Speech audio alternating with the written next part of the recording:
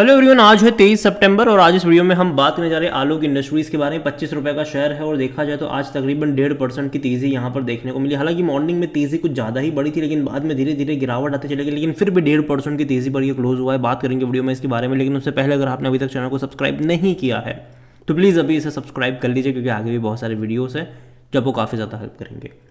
तो 25 रुपये का शेयर है आलोक का, 1.5% की तेज़ी है। एक महीने में देखो तो हालांकि लगातार गिरा है, और देखो बीच बीच में इसने एक दो दिन की तेज़ी दिखाई है, लेकिन हर बार वो गिरा है वहाँ से। तो ये जो आज की एक दिन की तेज़ी है उस पर कितना भरोसा करा जाए ये तो आने वाला वक्त ही बताएगा।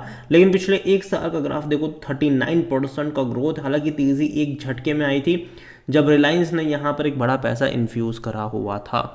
देखो रिलायंस ने अपनी एनुअल जनरल मीटिंग में ही कहा था कि वो तकरीबन 7,000 करोड़ रुपए इन्फ्यूज़ करने वाले हैं आलोक इंडस्ट्रीज़ में आने वाले कुछ सालों में, जिनमें से 3,300 करोड़ रुपए जब उन्होंने प्रेफरेंशियल अलॉटमेंट के जरिए इन्फ्यूज़ करे तो एक बड़ी तेज़ी आई और बाद में गिरावट भी हमें देखने को मिली। कहीं ना कहीं देखो 24 रुपये का लेवल जो है वो एक इनिशियल सपोर्ट के तौर पर काम तो कर रहा है, लेकिन 30 रुपये का जो लेवल है वो एक रेजिस्टेंस के तौर पर भी काम कर रहा है। और अभी अगर आप देखो तो ये वहीं पर जा रहा है जहाँ पर एक इनिशियल सपोर्ट है 24 रुपये का। अगर ये भी टूट गया तो और डेंट लगते नज़र आ सकते हैं, लेकिन अगर ये इंटैक्ट रहा तो वापस कोशिश करेगा 27-28 पे जाने की। लेकिन जैसे कि मैंने कहा, वही जो 30 रुपये का लेवल है थोड़ा सा परेशान ज़रूर करेगा इसको। और जहाँ तक बात करें इसके वॉल्यूम्स को लेकर तो 1 करोड़ से भी ज़्यादा के शेयर्स यहाँ पर ट्रेड होते नज़र आए थे आज। और एक टाइम था जब ये 100 रुपये का था और एक टाइम था जब ये 1 रुपये 40 पैसे का भी था। मार्केट कैप इसका 12,000 करोड़ के आसपास देखने को मिल रहा है। देखिए टेक्सटाइल से इससे जुड़ी हुई कंपनी है ये, और मुकेश अंबानी की कंपनी कह सकते हो आप इसको। और जाहिर सी बात है एक अच्छा खासा पैसा उन्होंने इन्फ्यूज़ करा है और आगे भी करने का प्रॉमिस करा हुआ है। हालांकि जो बाकी के 3,700 करोड़ रुपए हैं वो बैंक से लोन लिए जाने वाले हैं कम ब्याज पर।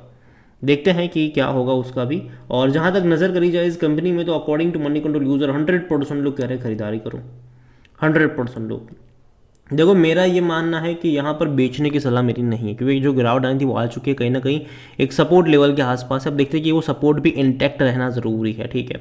और जहाँ तक अगर आप देखोगे इस कंपनी में तो नंबर्स एक बड़ी तेज़ी आई थी मतलब 2022 में फाइनेंशियल ईयर, क्योंकि देखो कोविड के टाइम पर चाइना जब लॉकडाउन में था तो जो डिमांड थी टेक्सटाइल की वो भारत की तरफ आई थी। तो सिर्फ ऐसा नहीं कि सिर्फ यहीं पर, बहुत सारी कंपनी में हमें बहुत बड़ी तेज़ी देखने को मिली थी। इतना ही नहीं, अगर आप देखोगे तो बाद में फिर गिरावट भी आई। रेवेन्यू देखो तो लगातार यहाँ पर गिरता हुआ नज़र आ रहा है। प्रॉफिट अगर आप देख रहे हो यहाँ पर तो भैया प्रॉफिट नहीं है, भारी नुकसान है यहाँ पर। लगातार लॉस हमें यहाँ पर देखने को मिल रहा है, लगातार लॉस देखने को मिल रहा है। और इतना ही नहीं, अगर आप इसका वैल्यूएशन देखोगे तो इसका पी रेशो नेगेटिव में है, क्योंकि कंपनी लॉस मेकिंग है, प्रॉफिट तो कहीं से नहीं कर रही है। और फाइनेंशियल्स देखेंगे इसके तो इस कंपनी के जो लास्ट क्वार्टर के नंबर थे वो अब तक के मतलब पिछले कुछ क्वार्टरों के सबसे खराब नंबरों में से एक थे, क्योंकि रेवेन्यू वाइज बहुत बड़ी नुकसान हुआ था इन्हें। सिर्फ 1,012 करोड़ का इनका रेवेन्यू था, जबकि इससे पहले के क्वार्टर में 1,477 करोड़ का रेवेन्यू था। उससे पहले 1,250 था, इससे पहले 1,380, इससे पहले 1,400, इससे पहले 1,580। तो भाई साहब 1,700-2,000 करोड़ तक के रेवेन्यू थे। तो रेवेन्यू वाइज बहुत बहुत बहुत ख़राब नंबर थे इनके, जो कि मेरे हिसाब से काफ़ी बुरी चीज़ है। और यही वजह है कि भाई साहब नतीजे के बाद कोई तेज़ी नहीं आई और लॉस हुआ है। 207 करोड़ के आसपास का लॉस हुआ है इन्हें। एटलीस्ट मैं एक्सपेक्ट कर रहा था कि इनके रेवेन्यू बढ़ेंगे, क्योंकि कहीं ना कहीं अगर आप देखोगे तो अच्छी बात यह है कि इनका जो पैसा इन्फ्यूज़ मतलब जो हुआ है उससे कहीं ना कहीं इनका जो कर्जा थोड़ा बहुत चुकाया जाएगा, और थोड़ा बहुत अगर आप देखो तो एक्सपांशन पर काम करा जाएगा। तो एटलीस्ट अगर एक्सपांशन पर काम करते तो रेवेन्यू बढ़ना चाहिए इनका, और अगर कर्जा चुका रहे हैं तो लॉस कम होना चाहिए यहाँ पर। तो ये दोनों ही नहीं है, लेकिन मैं उम्मीद करता हूँ कि सितंबर क्वार्टर के जब नंबर आएंगे तो वो ज़्यादा इंटरेस्टिंग होंगे, क्योंकि वहाँ पर क्या पता कि शायद हमें रेवेन्यू में तेज़ी देखने को मिल जाए, लॉस थोड़ा बहुत कम होता नज़र आ जाए। और उसके ऊपर बहुत कुछ चीज़ें डिपेंड करेगी। अगर एक क्वार्टर बीच में ऐसा आ गया जहाँ रेवेन्यू में अच्छी तेज़ी देखने को मिली और लॉस अगर थोड़े बहुत कम होते नज़र आ गए तो चीज़ें यहाँ पर बेहतर हो सकती है। तो नंबर में एटलीस्ट इंप्रूवमेंट यहाँ पर आना ज़रूरी है, और जब तक वो नहीं आता है चीज़ें उतनी अच्छी नहीं होगी।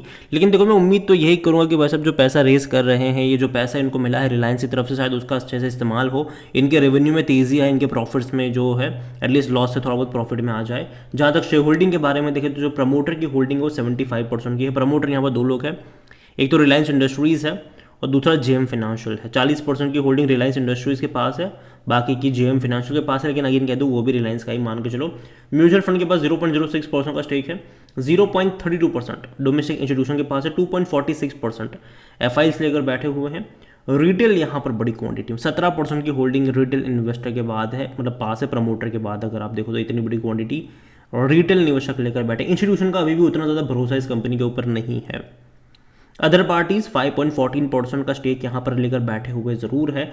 और देखिए आलोक को लेकर अगर मैं देखूँ तो कंपनी टेक्सटाइल से जुड़ी हुई कंपनी है। ये वो कंपनी है जो दिवालिया हो चुकी थी। एनसीएलटी से इस कंपनी को सस्ते दाम पर भैया मुकेश अंबानी ने खरीदा था उस टाइम पर। और उसके बाद अगर आप देखो कोविड के टाइम पर उन्होंने जो पीपी किट वगैरह बनाना स्टार्ट करा था, तो एक टाइम ऐसा था कि 4 रुपये से ये चला गया था सीधा 55 पे। बाद में भयंकर गिरावट भी आई, फिर कोशिश करी, फिर गिरावट बड़ी आई, फिर बड़ी कोशिश करी यहाँ पर, फिर लगातार अभी गिरावट यहाँ पर देखने को मिल रही है।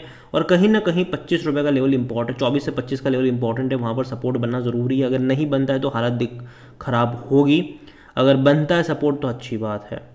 अगेन मैं कहूँगा कि यहाँ पर नेक्स्ट क्वार्टरली नंबर्स के ऊपर बहुत कुछ डिपेंड करने वाला है, तो अभी के लिए मैं कहूँगा कि दूर बैठो तमाशा देखो और एटलीस्ट इनके सितंबर क्वार्टर के रिजल्ट्स का इंतजार करो। वो नंबर्स कैसे आते हैं वो देखो, क्योंकि लास्ट क्वार्टर के नंबर बहुत ज़्यादा ख़राब आए थे। तो एटलीस्ट मैं उम्मीद करता हूँ कि सितंबर के नंबर अच्छे आए, एटलीस्ट रेवेन्यू में ग्रोथ देखने को मिल जाए।